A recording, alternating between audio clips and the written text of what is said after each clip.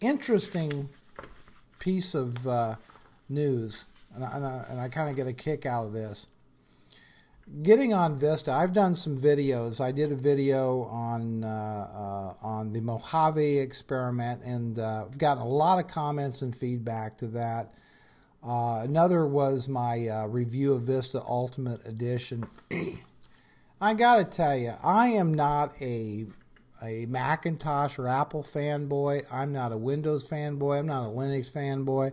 I am a fanboy of what gets the job done. The Macs run specific applications that there is simply no substitute for in the PC world, in particularly CamTwist, which I use when recording these shows and so forth.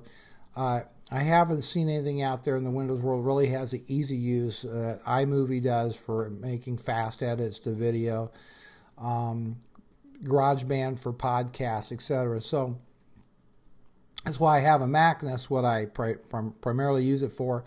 My line of business stuff runs on I still use it, a Vista PC, even though I'm getting dangerously close to doing a full wipe and a reinstall of XP Pro.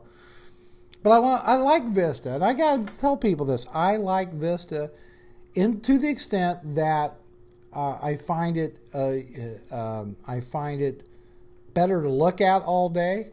I like that. There are some features that once I discover them, I think are improvements over XP.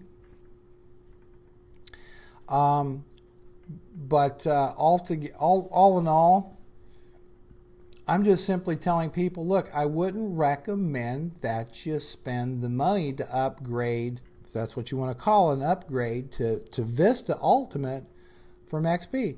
I didn't. It was part of my Microsoft Action Pack. I got it. I didn't pay for it. So I just wouldn't recommend your small business to do it.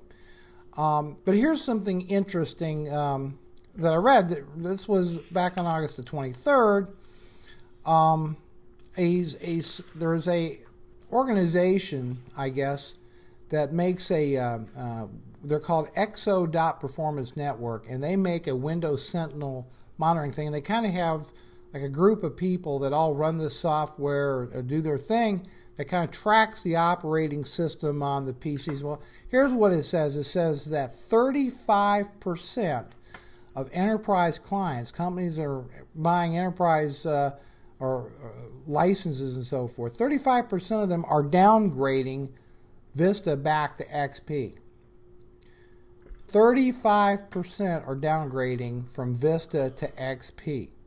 That's huge. So going through the article here, Microsoft quit selling new licenses of XP back on the 30th of June, but they gave people the opportunity to participate in what's called a downgrade. That is, if you bought, say, Windows Business Edition, you could then use that license to install XP.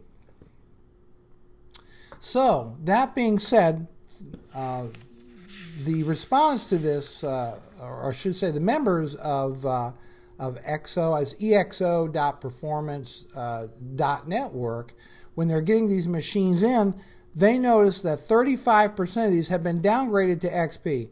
And they're saying that that is way out of proportion for even the dramatically unpopular Windows Vista. Well, I've got a kind of a thought on that. And part of it is, of course, enterprises are very, very reluctant to roll out new operating systems until they know all their line of business applications work and all the things that they need to do work. And so I can understand why, even though you might get a new laptop with Vista on it, if your company is not yet ready to go with Vista, you're going to downgrade, do a wipe, and reinstall XP off of maybe an image or something like that. But consumers can also do the same thing. Now, I don't believe that their system actually tracks what consumers or individuals are doing, but basically they can also exercise the downgrade rights, and as long as there's XP drivers for that hardware.